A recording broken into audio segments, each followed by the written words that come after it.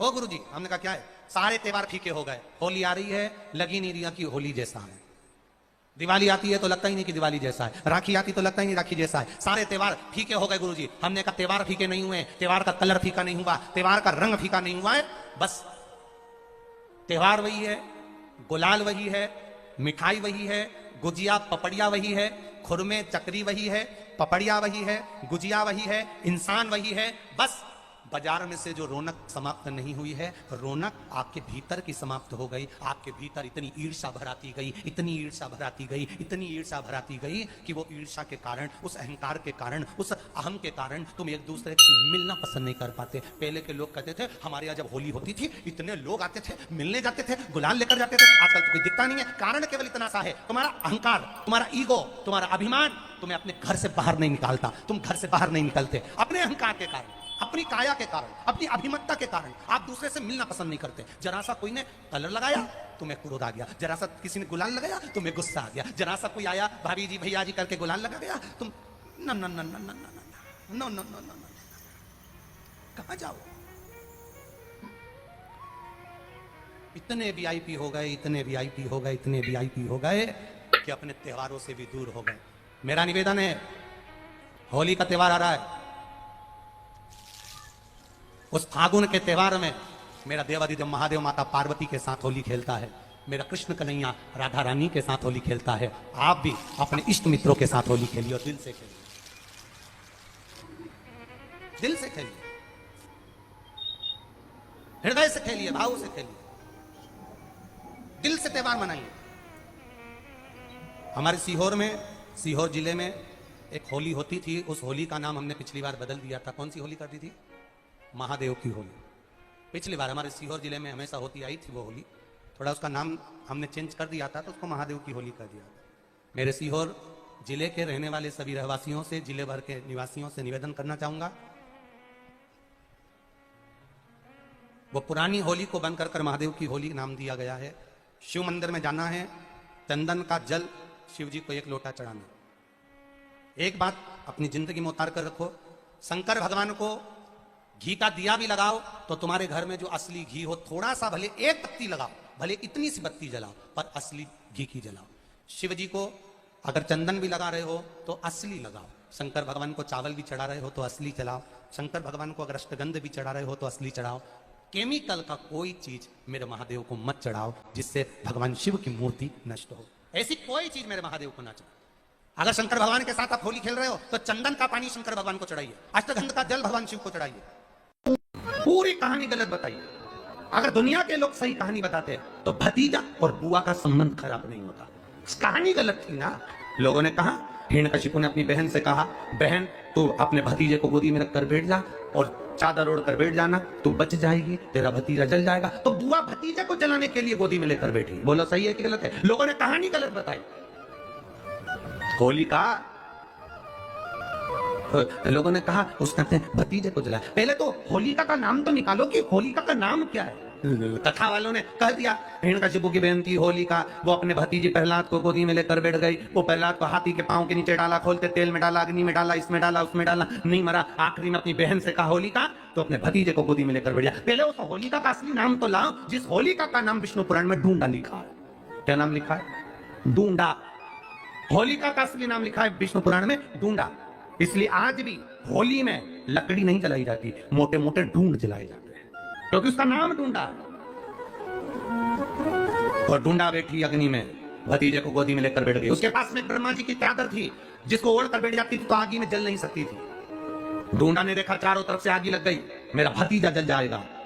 तो बुआ को लगा मेरा भतीजा जल जाएगा। बुआ वो होती है जो दुआ देती है, बुआ कभी बद्दुआ नहीं देती है। और ढूंढा ने अपनी चादर को उतारा, आगी चारों तरफ से लग गई। बुआ को लगा मेरा भतीजा जल जाएगा तो अपनी चादर उतार कर अपने भतीजे पे डाल दी और बुआ खुद जल गई पर अपने भतीजे को नहीं जलने दिया। ये कथा है, पर लोगों ने उसको पूरी पलट दिया, पूरा पलट दिया। बुआ कब जलाई अपने भतीजे को? आप में से इतनी सारी बुआ बैठी हैं, कभी अपने भतीजे को अपशब्द कहा? कभी अपने भतीजे को श्राप दिया, कभी अपने भतीजे को बद्दुआ दी? नहीं। जब भी बोलती हो मेरा भतीजा खूब फले फूले, भगवान कृपा करे मेरे भाई जैसा नाम कमाए, मेरा भैया कितना नाम कमाता वैसा मेरा भतीजा नाम कमाए। तो भतीजे को चाहिए जब बुआ घर में आए तो अपने मम्मी पापा से कहना, पापा मम्मी 2 साड़ी देना, क्योंकि अब मेरी नौकरी लग गई है, मैं कमाने लगा हूँ, मैं कमा रहा हूँ, इसलिए मम्मी एक काम करना, 1 साड़ी पापा देंगे अपनी बहन को और 1 मैं दूंगा अपनी बुआ को। तो मम्मी कहेगी तू अपनी बहन को देना, बुआ को क्यों दे रहा है? तो कह देना अगर आज मैं दूंगा तो उसके भी भतीजे उसको देंगे। ये हमारे यहाँ कर्म चालू होना चाहिए। पर करे क्या, 4 भाई 1 साड़ी, बहन को जब देते हैं पैक करके, पूरी पैकिंग,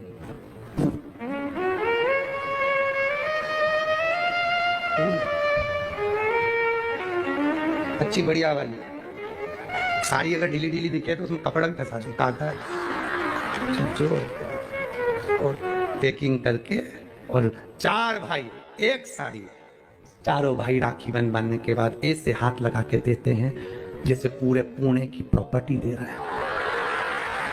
ये पुणे की। किसी ने पूछा कि क्यों रे चारों भाइयों ने मिलके 1 साड़ी दी? अभी हम एक ही तो घर में रहते हैं, सब एक हैं। तो एक काम करा करो, 1 थाली खाने की लगाओ, 1 भाई खाना खाए, बाकी के सब टच करके बैठ जाओ। एक ही जगह तो रह रहे हो, एक ही थाली में था। तुम्हारे टच करने से 4 भाई का 1 साड़ी में हिस्सा हो गया, तो तुम्हारा समोसा तुम खाओ, बाकी के 3 भाई टच करके बैठे। जी ने जब विष किया, विष पीने के बाद 5 गौ माता का दूध शंकर भगवान के शिवलिंग पर चढ़ता रहा। बहुला, सुरभि, सुशीला, 5 गौ माता ऐसी जिनका दूध शंकर पर जड़ रहा। अभी हमने कथा में कहा था तीसरे दिन, सतयुग में गाय का दूध निकालना नहीं पड़ता था, अपने आप गाय दूध दे देती थी। 4 टन का दूध गाय का अपने आप बहता। त्रेता में 3 टन का दूध बछड़े को मिलता था, संत साधु सन्यासी को मिलता था।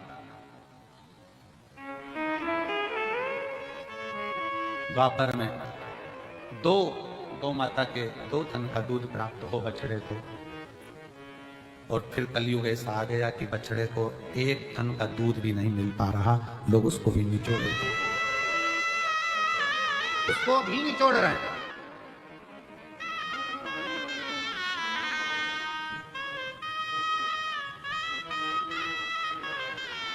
आज के जमाने में, आज के समय में बहुत विशेष ध्यान रखने वाला विषय है।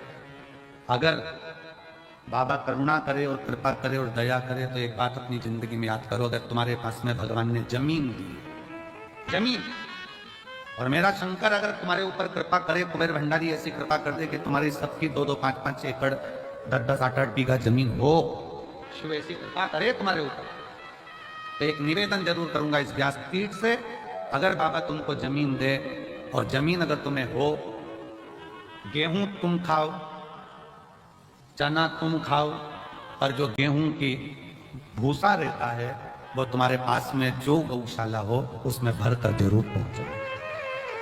गेहूं तुम खाओ, जमीन भी तुम्हारी, गेहूं भी तुम्हारा, सारी फसल तुम्हारी, पर निवेदन है, अगर भगवान ने तुमको इस लायक बनाया है और जमीन दी है, आज ये प्रार्थना कर कर जाना कुबेरेश्वर बाबा से कि अगर तूने मुझे जमीन दी, उसमें अगर गेहूं लगेगा तो गेहूं भले मैं खाऊं, गेहूं की फसल भले मैं बेचूं, पर उस गेहूं की जो भूसा बनेगा वो मेरे नजदीक की गौशाला में जरूर जाए, ऐसी कृपा। आज गाय के भूसे का गौ माता को जरूरत है। फैक्ट्रियां ऐसी ऐसी बन गई जिनमें भूसे का भी कोयला बनने लगा, उसके चक्कर में गाय भूसे के लिए भी तरस रही। विठलेश सेवा समिति पिछले कई वर्ष से एक नियम लेकर चलती है कि गाय का भूसा जब ज्यादा हम लोग प्रयास करते हैं कि इकट्ठा कर लें, और कोई नजदीक की गौशाला में भी जब भूसे की जरूरत होती है, जो आप लोग सहयोग करते हो, 1-1 रुपया देते हो, तो नजदीक में कहीं पर भी कहीं से सूचना आती है तो उस गौशाला में भी भूसा सीहोर की गौशाला से चले जाता है कि वहां गाय भूखी ना। माधव माता भूखी ना रहे, पर कब तक? इसलिए मेरे बाबा से निवेदन है, जितने आयो, मेरा भोलेनाथ, मेरा कुबेर भंडारी, तुम सब अगले साल जब तुम यहाँ आओ रुद्राक्ष महोत्सव में, तो मेरा बाबा तुम सबको जमींदार बनाए, जमीन वाला बनाए, सबको जमींदार बनाए, सबको जमीन बाबा दे, कोई नहीं बचे जिसके पास जमीनदार खूब दे, 2 एकड़ 5 एकड़ 10 एकड़ 25 एकड़ जितनी मेरे बाबा को देना हो बीघा में, 2-5 बीघा भी दे, तो फसल तुम खाओ, मना नहीं है, सब खाओ, पर उसमें जो भूसा रहे, उसमें जो चारा रहे, वो तुम्हारे नजदीक में जो भी गौशाला हो इकट्ठा जाता है। लोहे से ज्यादा भारी अग्नि, अग्नि से भारी पानी, पानी से भारी मनुष्य, लोटा भर के गटका जाता है। पर मनुष्य सोचे कि मेरे बराबर कोई नहीं, तो मनुष्य से भी भारी है बीमारी, जो अच्छे अच्छे पहलवान को भी निकल जाती है। मनुष्य से भी भारी है बीमारी, जो अच्छे अच्छे सूरमा को भी निकल जाती है। पर बीमारी सोचे कि मैं प्रबल हूं, तो बीमारी से भी भारी है त्रिपुंडधारी, जो बीमारी को भी निकल जाता है। बीमारी से भी ज्यादा भारी है त्रिपुंडधारी, जो बीमारी को भी निकल जाता है, वो त्रिशूलधारी, वो त्रिपुंडधारी, वो कुबेर भंडारी, वो साधारण।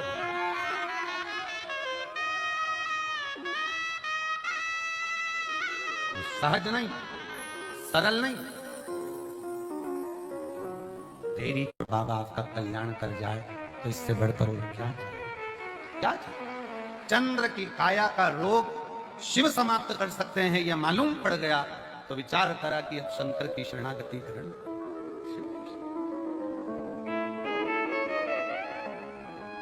चंद्रदेव ने नारद जी के कहने पर शंकर जी की आराधना करना प्रारंभ किया। कैसे राजी होंगे? अभी तक चंद्र शिव को नहीं पहचान रहे, अभी तक चंद्र शंकर को नहीं जान रहे, अभी तक तो चंद्र शिव को जानने का प्रयास नहीं, जान नहीं पा रहे, पहचान नहीं पा रहे। अब पहचाने चंद्र, अब शिव साधारण नहीं है। हम अपनी ये साधारण सी दृष्टि से, नयन से भगवान को पहचान नहीं पाते, हम जान नहीं पाते। हम अपनी साधारण सी नयन दृष्टि से परमात्मा को नहीं पहचान पाते। पर शिव महापुराण की कथा कहती है, जिस दिन उस परमात्मा ने ज्ञान के चक्षु दिए, उस दिन आप शिव को पहचान जाते हो कि शंकर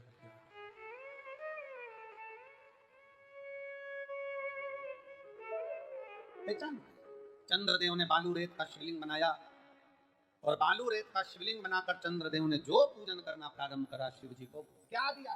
चंद्रदेव ने शंकर भगवान के मंत्र का जाप नहीं किया है, चंद्रदेव ने शिव जी की स्तुति आराधना नहीं, बल्कि एक पार्थिव लिंग का पूजन, जल लिया समर्पित किया, जल लिया समर्पित किया, और फिर निवेदन है, शंकर का एक लोटा जल तुम्हारा एक दिन जरूर बदलेगा, कल ये निश्चित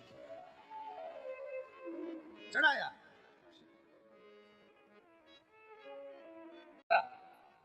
उसी तरह अपने जीवन में मान लो, अगर कष्ट बहुत मिल रहे हैं, तकलीफें बहुत मिल रही है, ठोकरें बहुत मिल रही है, समझ लेना ये ठोकरें एक दिन तुमको इतनी ऊंची ले जाएगी कि फिर तुम्हें दुनिया की वाणी शब्द की ठोकर नहीं ना लगे, मिलेगी। एक सुंदर कथा है बरहा पुराण। भगवान बरहा का दर्शन आप लोगों ने किया होगा, आप सबने भगवान बरहा का दर्शन करा। श्रीमद् भागवत में वर्णन आता है कि पृथ्वी को भगवान बरहा ने अपनी दंतों पर उठाकर रखा था, हिरण्याक्ष को। बोल बरहा भगवान की, दांतों पर पृथ्वी को उठाया।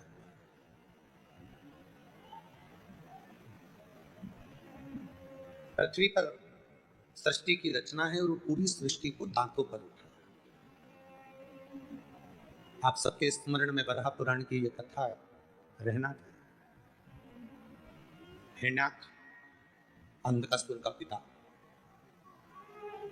वो हिरण्याक्ष जिसने पूरी पृथ्वी को जलमग्न कर दिया, पूरी पृथ्वी को ले जाकर पानी में डुबो दिया, हाहाकार मच गया, सारे देवता परेशान हो गए, सारे देवता परेशान। गंधर्व, अप्सरा, नाग, किन्नर, जितने भी सुर हैं, जितने भी देव हैं, सब कष्ट। पृथ्वी भी नहीं है, जल में मग्न हो गई है, कहीं ले जाकर पानी में उसको छुपा दिया गया।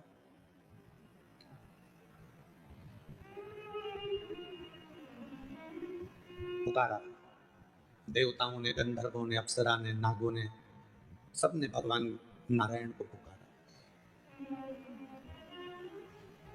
भगवान नारायण ने ब्रह्मा जी को बुलाया, ब्रह्मदेव क्या बात है, इतना हाहाकार क्यों मचा हुआ है? तो कहा पूरी पृथ्वी पानी में डूब गई है और सारे जितने लोग हैं उन सारे लोग पर हिरण्याक्ष ने कब्जा कर लिया। जितने भी लोग हैं इन सारे लोगों में हिरण्याक्ष ने कब्जा कर लिया। हिरण्याक्ष ने उसको कब्जा कर लिया।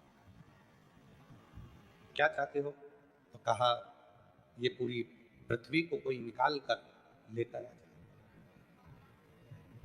पृथ्वी निकाल के लाना है? हाँ। भगवान विष्णु बोले कि वो हिरण्याक्ष ने तो बहुत सारा वर प्राप्त करा है और उस वर को प्राप्त करने के बाद तो इसको मारने के लिए तो मुझे बरहा बनना पड़ेगा, इसको मारने के लिए तो मुझे बरहा उतार लेना पड़ेगा। तो प्रभु लीजिए और बरहा अवतार लेकर इस हिरण्याक्ष का वध कर दो। अब यहाँ तक की कथा तो आपने और हमने सबने सुनी है, पर एक कथा बड़ी सुंदर इसमें आती है, बड़ी सुंदर कथा।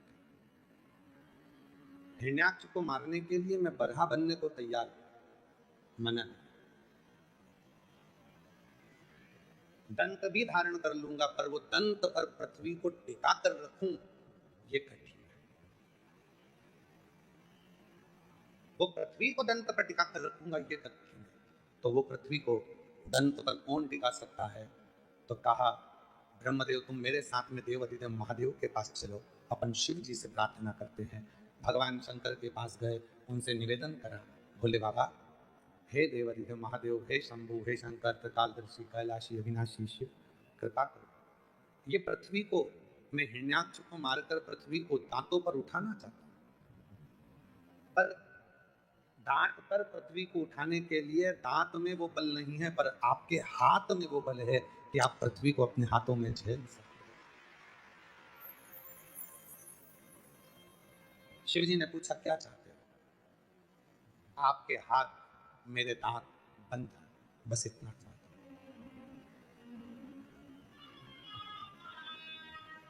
यदि आपने कहीं पर वराह भगवान का फोटो देखा हो, दर्शन किया हो, तो उनके दो दांत आगे नजर आते हैं जिस पर पृथ्वी रखी हुई है।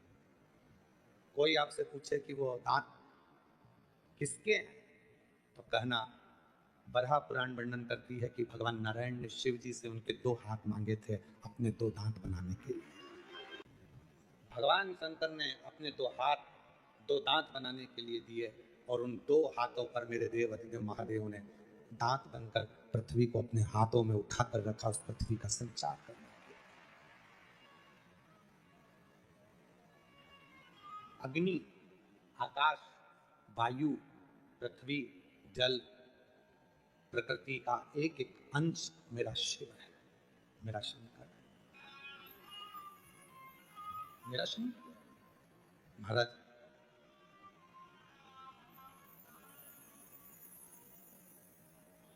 ऐसी कोई दुनिया में कथा नहीं है जिस कथा की शुरुआत शिव से नहीं है।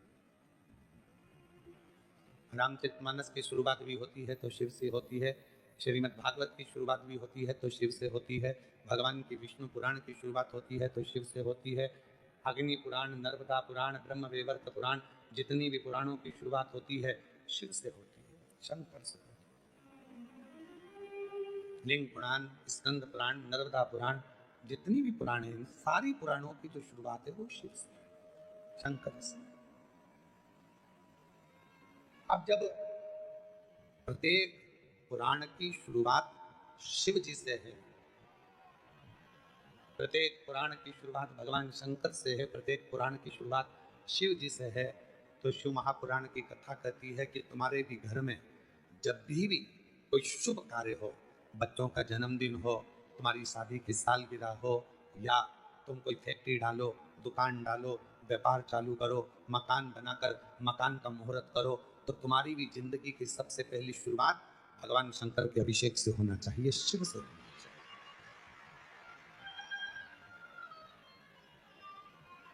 भगवान देवादिदेव महादेव के अभिषेक से, भगवान शंकर के पूजन से होना चाहिए। श्री शिवाय नमस्तुभ्यम, हर हर महादेव। पूज्य गुरुजी ने इस वीडियो में 2 मार्च होलिका दहन के विशेष उपाय बताए हैं। होलिका दहन 2 मार्च को मनाई जाएगी। इस वर्ष चंद्र ग्रहण होने के कारण 3 मार्च को न होकर 4 मार्च को धुलंडी मनाई जाएगी।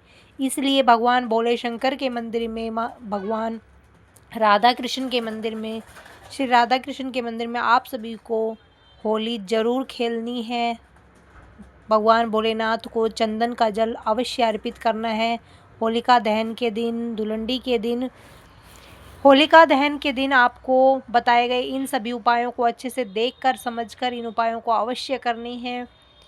होलिका दहन की जो राख होती है, जो ढूंढ जलाए जाते हैं, उनकी जो राख होती है, भस्म जो होती है, उसको अपने घर पर अवश्य लेके आएँ। उसको लाकर अपने घर के चारों कोनों में अवश्य ही छिड़कना है आपको। थोड़ी-थोड़ी कोनों में डाल देना है। इससे आपके घर की नकारात्मक ऊर्जा जो होती है वो दूर होगी।